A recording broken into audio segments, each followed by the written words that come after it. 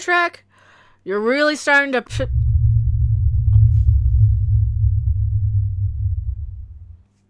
Do you mind me playing the intro card to interrupt myself from swearing? Hello, everyone. I am still... Random42. You guys can't hear the mowing. Good. I'm still your favorite YouTube harpy, the one, the only, the original. We are talking about Star Trek.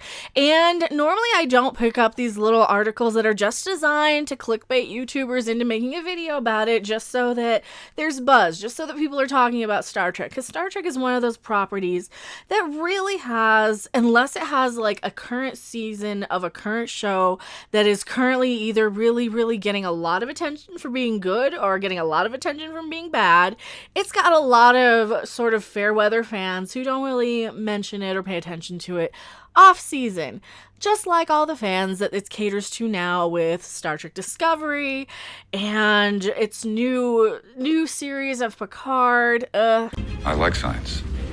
Shut up, Spock.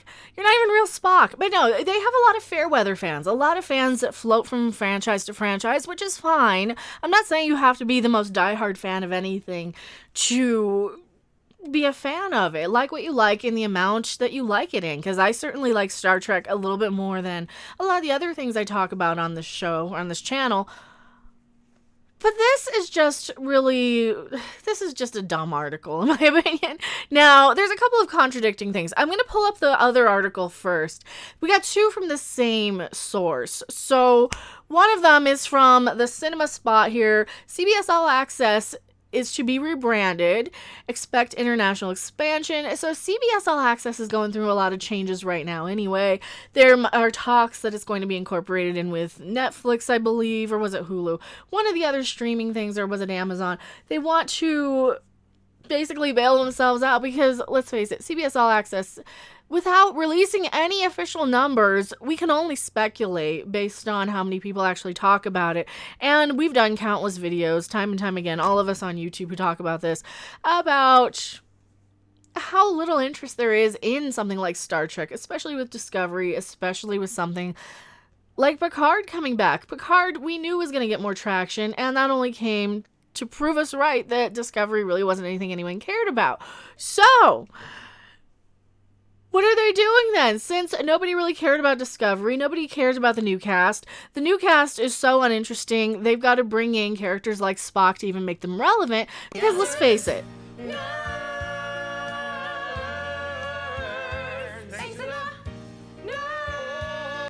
Let's face it, that new cast, nobody cares about, nobody wants them, nobody is going to remember them in 20 years. They had to go and play on the nostalgia of Anthony Rapp being in the musical Rent to even get promotional material for it sometimes.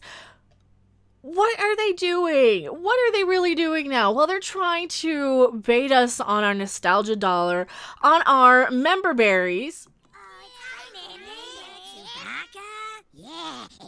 Member addicts? They're trying to play on our nostalgia for characters that we actually know and actually like Spock, or in this case, Pike. Oh yeah, you see where we're going with this. And, well, who was Captain after Pike?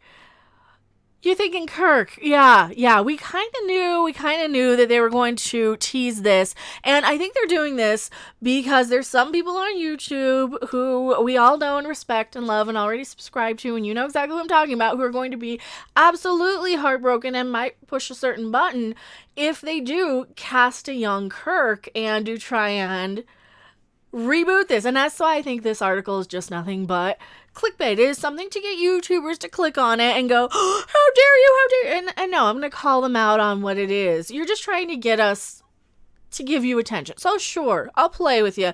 I'll work on, how do I put this? I'll give them the exact same treatment that they do me, and I'll use their Star Trek information for a click and for my own profit. And of course, we are recording this in the middle of the live stream. Anything you guys say that pops up on screen might be in a video, so that includes all the super chats. And how close are we to the Brawless Bounce total? We're getting close. Yeah, we're about 10 away from a Brawless Bounce total right now. I think that might happen in this video, so let's get right into it. I have teased this enough. Who are they? What are they doing? Well, Kirk. They want to cast a young Kirk. According to this site, that is. Now, we have no idea how legit this is or not. Jake Cannavale, I don't know how to pronounce his name, is eyed for James T. Kirk in a Captain Pike series, and they're calling it, you see it, Star Trek Enterprise. This is why I'm thinking, okay, this is either going to be something for us to come in, and they had to do something to get us to talk about this. So, for me, I'm like, we already got one. We've already got a series called Enterprise. You know it. I know it. We all know it. It had Scott Bakula. It had the worst theme song, in my opinion. And a cute doggy. And I liked it. And probably my favorite doctor in the whole series was Dr. Phlox. The whole franchise, I should say. The whole entire Star Trek, all of the series. All together, my favorite doctor was probably Phlox out of all of them. And, of course, Sub-Commander Hottie. We can't forget her. To Paul. This is the only reason why I'm dissecting this article. I am going in and tearing this apart as there's a few things this could be. Oh, we'll get into it.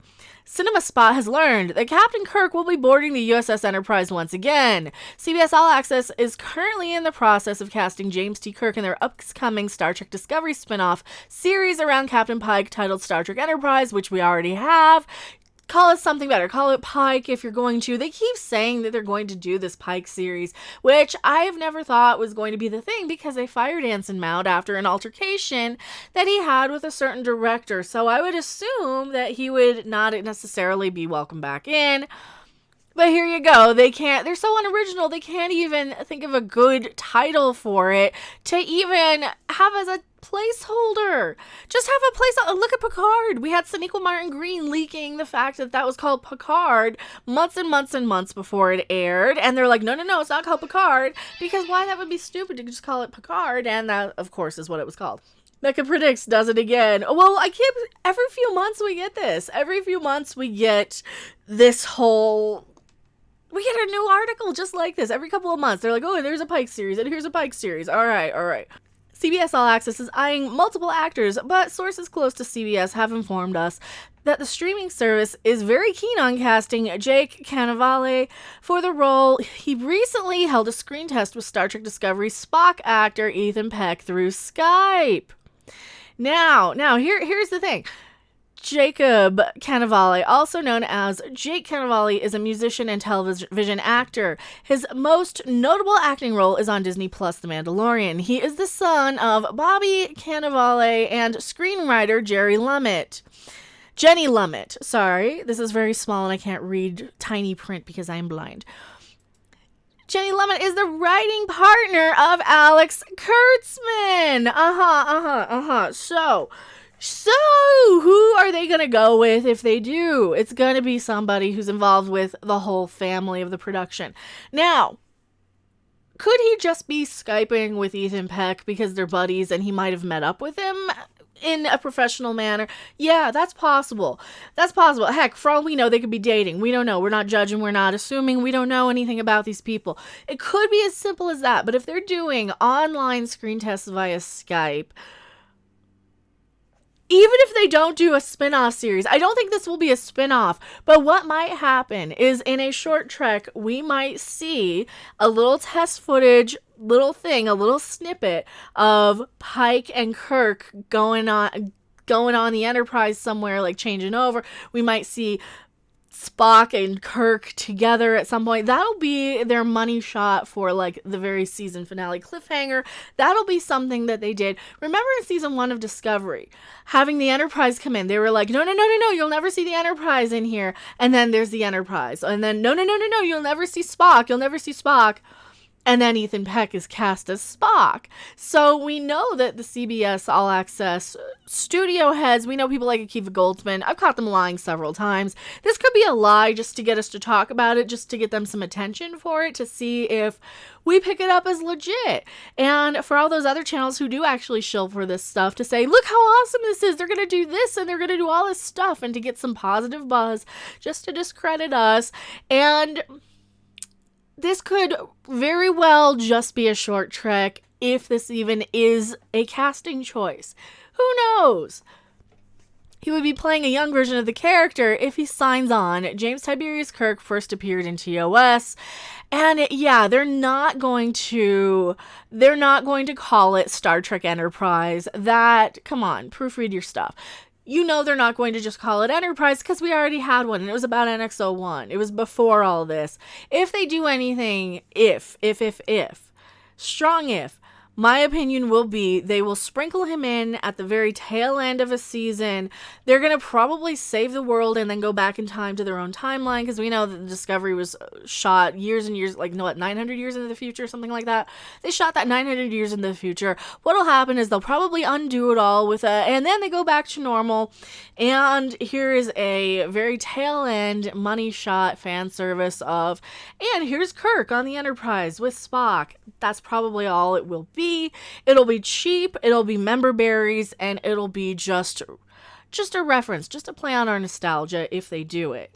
Remember Chewbacca again? Oh, I love to remember Chewbacca. Or they could just do it as a short trek to kind of test the waters. I know they're not going to call it Enterprise, and if they do, then they're really, really, really, really, really, really showing their hand, not like they already didn't already, that they don't know anything about Star Trek. As you know, we already have Enterprise. What do you guys think? What are you guys saying? Why are they singing? Oh, this?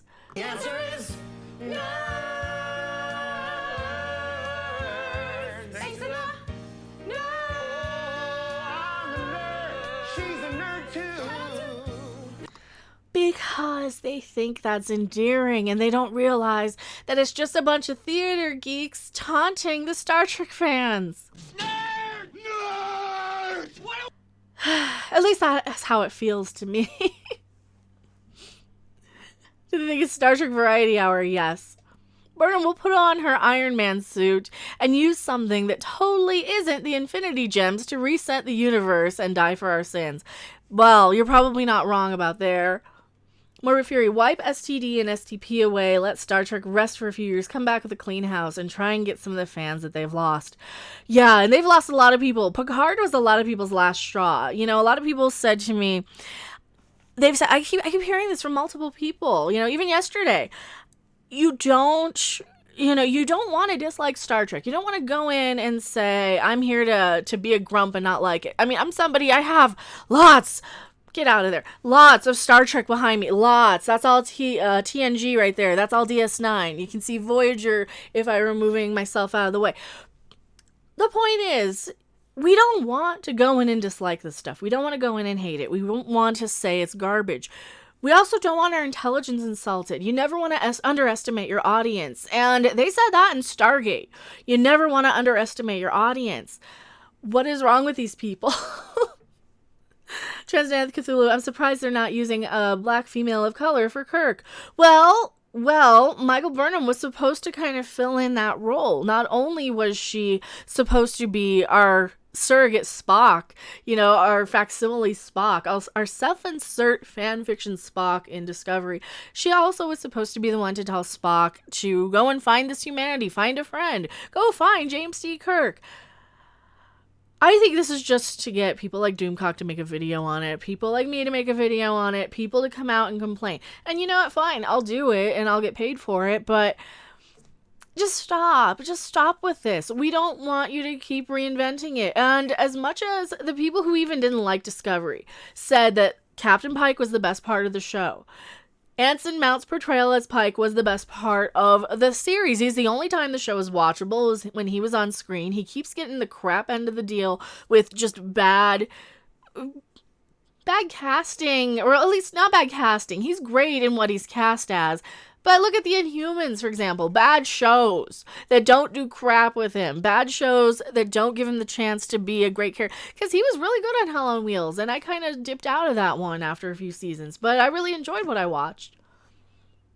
They've ruined Picard as a character. Yeah, and that's the other thing I keep hearing. Once we saw Picard in action, once we saw what they did with Picard, with 7 of 9, with all of these characters in this series, don't bring in Kirk. We already got Kirk upon Kirk. Stop rebooting this. Stop going back to the cage. Stop going back to that time period. Stop going back to TOS. continue on in the future.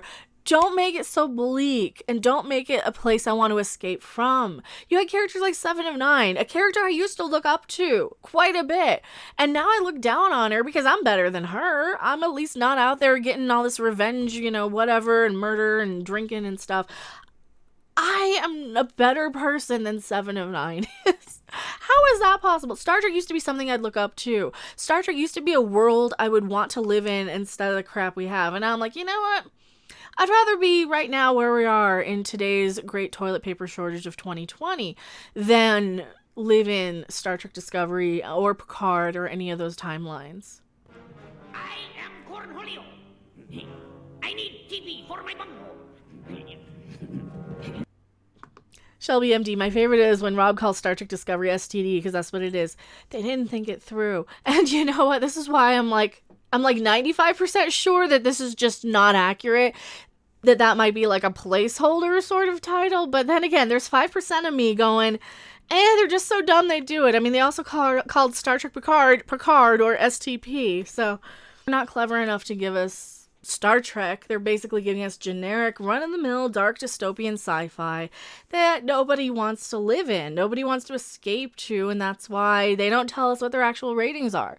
So tell me what you guys think in the comment section below. I'm going to go back to my live stream. I've rambled on about this enough, and I'll probably clip off half of this video once you see it later.